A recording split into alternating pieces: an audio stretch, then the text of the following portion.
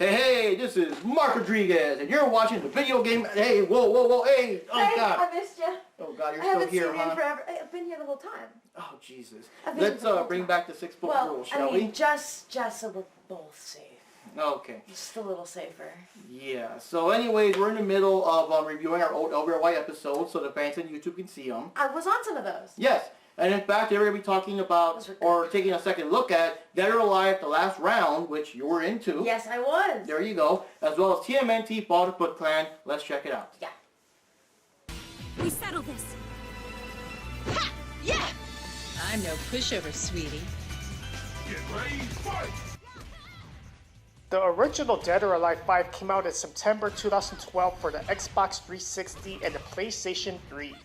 The game's story deals with Helena Douglas taking over DOA Tech after the events of DOA4 at the same time that SAC wants to open a 5th DOA tournament. Dead or Alive 5 brought back all the classic characters like Kasumi, Ayane, Hitomi, and Christy. The new characters this time around are Mila, an MMA fighter who's a big fan of Tina and Bass, and Rig, a Taekwondo fighter with a mysterious past. You also get Akira Yuki, Sarah Bryant, and Pai Chan, all guest stars in the Virtual Fighter games. The game has a refined combo system as well as more stages with more interactive items or obstacles like trees or stairs. One of the cool new gameplay features is a cinematic power blow when your character's health is in the red. You forgot the best part. After the player does their win pose, whichever character they're playing, you can zoom in on the boobies. Hey, cut that out! I'm just saying, like, you can zoom in and really take into account how much effort the artist and rendering was put into these thighs. Okay, that's enough, Averis. We get the point. Well, we're not on YouTube anymore, so I don't think anybody gets the point. Oh my Look God. at those boobies. Yeah, that's Dead or Alive for ya. And aside from that, I mean, you know, if your character loses, they have this really interesting lose animation upon which you can still zoom in and out of and rotate the camera. And I just like to go ahead and point this out. Oh God! It's that looks so wrong. Nah, this is right. This looks so right. Yeah, that's kinda awkward. Especially for SAC. Dead or Alive 5 Ultimate came out in September 2013, adding everyone's favorite feature, the Tag Team mode, where two players can fight it out in teams of 2. This game adds in Rachel and Momiji from Ninja Gaiden, as well as Jackie Bryant from Virtual Fighter. Later on, they added Marie Rose, Phase 4, and Neo Tengu as DLC in 2014. Now that we're finally in Dead or Alive 5 Last Round, it was released as a digital upgrade for DOA5 Ultimate for the PS3 and Xbox 360, and as a standalone game for the PS4 and Xbox One. Released in February 2015, this game would also add in Honoka and Raidou, although they would be DLC for the older consoles. Eventually, DOA5 Last Round added exclusive DLC you could only get if you had the PS4 and the Xbox One versions, namely Mai Shiranui from Fatal Fury and King of Fighters, as well as Naotara Lee from Samurai Warriors. Of course, there were also several rounds of DLC costumes that would cost several hundreds of dollars if you were to purchase every last one. Sadly, not all the DLC lasts forever. For example, Mai Shiranui and special costumes based on Kasumi Todo, Hinako, and Yuri Sakasaki, also from King of Fighters, were removed when the deal with SNK ended on September 11, 2019. There were also costumes and an entire stage related to the anime series Attack on Titan that was also removed when that deal expired. And to top it all off, the costumes related to Arc System Works are all gone too. Yep, so no more Blaze Blue or Guilty Gear costumes, guys, and no more Senran Kaguya costumes. This really sucks. Lame. So here are our thoughts on Dead or Alive 5 Last Round, and what the hell are you doing? This is how I always sit. I sit like this at Poke's house. Yeah, well, this is not Poke's house. This is my house. This is my couch. You get your feet off there. I don't understand. Oh my goodness. Well, anyway, what were your thoughts on the game? Well, I really liked the game. It's a lot of button mashing. It's a lot of hand-to-hand. I still suck at playing video games, but, you know, since it's button mashing, violent punching, kicking, I did alright, I'd like to think.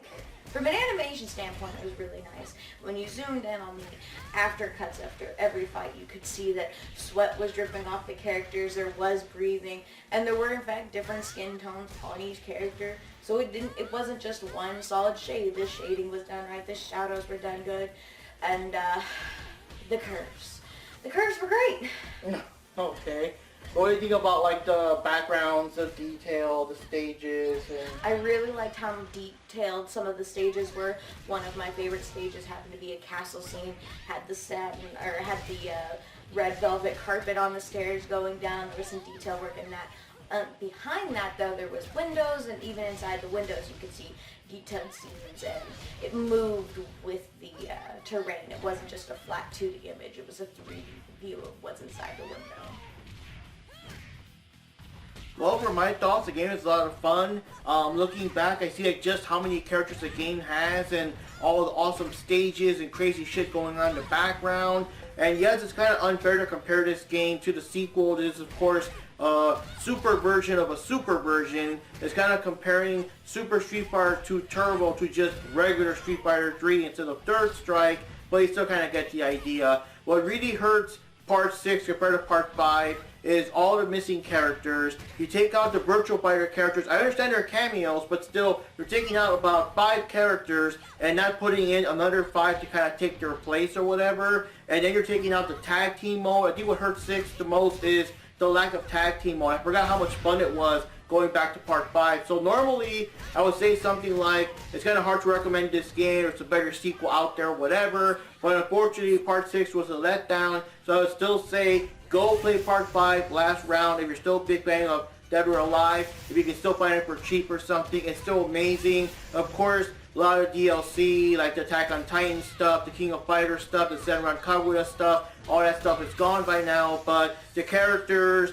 most of the costumes, it's still a lot of fun. It's still worth checking out today, and the community is still active. There are still lots of online lobbies. I just gotta warn you though, that the people you're gonna find are people that live and breathe Dead or Alive 5, and they've probably been playing it since the first one came out. So you will take, they will take your ass to class when you play this game, you know, when you go online. So be warned, like your skills better be super top notch, because these guys will just thrash you if you're not ready. But overall, this game is awesome, it's amazing, it's still worth checking out. It kind of sort of rubs salt in the wound that Part 6 is not all it could have been, but still, as a standalone game, just Dead or Alive 5 last round, ignoring the sequel, the game is awesome, check it out.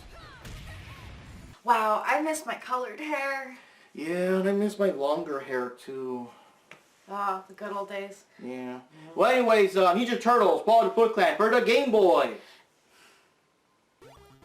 Teenage Mutant Ninja Turtles Fall of the Foot Clan was released in 1990 for the Game Boy. This is, of course, based on the classic 80s cartoon. Shredder has kidnapped April, as usual, and the Turtles have to rescue her.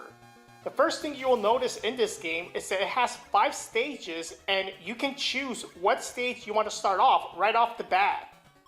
The game gets pretty tough though, so unless you play it a lot, it's better to start at the beginning instead of jumping into stage 5 right away. Plus, you can only see the real ending if you beat it from stage 1 and onwards, so no cheating guys. The game gives you 4 lives as each turtle counts as a separate life. Leonardo, Raphael, Michelangelo, and Donatello are all at your command, and you can switch turtles after each stage. They each have their trademark weapon, though Leo and Don have a longer range. They can do jump kicks, and they can also duck and throw ninja stars, which is pretty unique for a Ninja Turtle game. Stage 1 takes you from the sewers to the streets, as you fight up against foot soldiers and tubular transports. When you go into the sewers, you run into some mousers, and holy crap, these fuckers are as big as you are!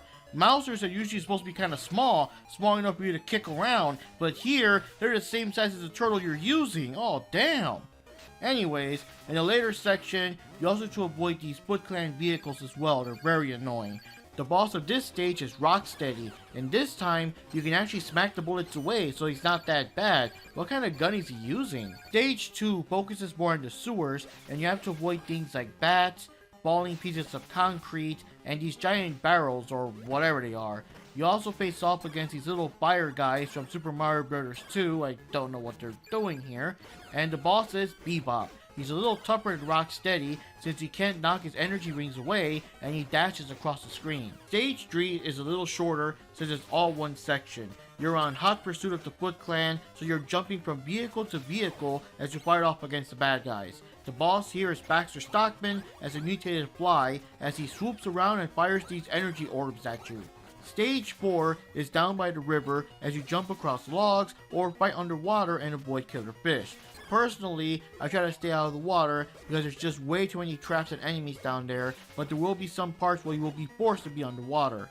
The boss of this stage is the Shredder himself. He teleports around and deals major damage with his sword, so you have to react quickly every time he vanishes. Stage 5 is the Technodrome, and with the possible exception of the fish and the bats, it throws out every previous enemy and trap that you would possibly can, as well as some new ones. You're very good at fighting off enemies in front of you and behind you at all times. Oh, and these things. Oh my god, these fucking things. Just dodge these fuckers. After you defeat the Shredder, you face off against Krang. One of the things about the Game Boy games is that they always liked making Krang the final boss instead of Shredder. He's not too difficult to defeat though. Fall of the Foot Clan is a pretty good game for its time. It's a lot harder than I remember it being, maybe because I haven't played a game in a long time or something, but this game really kicked my ass, and there are no continues. Of course you get peaks along the way to restore your health, and you can choose which stage to start off at, but you have to beat the whole game to see the ending. I do have to say, the game has extra creativity with some extra traps and obstacles and things like jumping across logs and stuff to make things a little different. The graphics are pretty good with large detailed characters, which is very important for the Game Boy screen. The music's pretty cool too, based on the old cartoon show, and I also like the extra cutscenes between stages that are ripped right out of the show. You also have small nods to the first Ninja Turtle game for the NES, like when you lose a life, it says the turtle has been captured, and you get that emergency beeping sound whenever you're low on health, which luckily isn't as loud or as annoying as it was in the NES game, but I do wonder though, if the game would have been a bit easier if you were able to switch between turtles in the same stage like the NES game. That might have been kind of cool. And that wraps it up for this episode of Video Game Masters. This is Mark Rodriguez. And Averis. Yep. Thanks for watching. And we'll see you next time.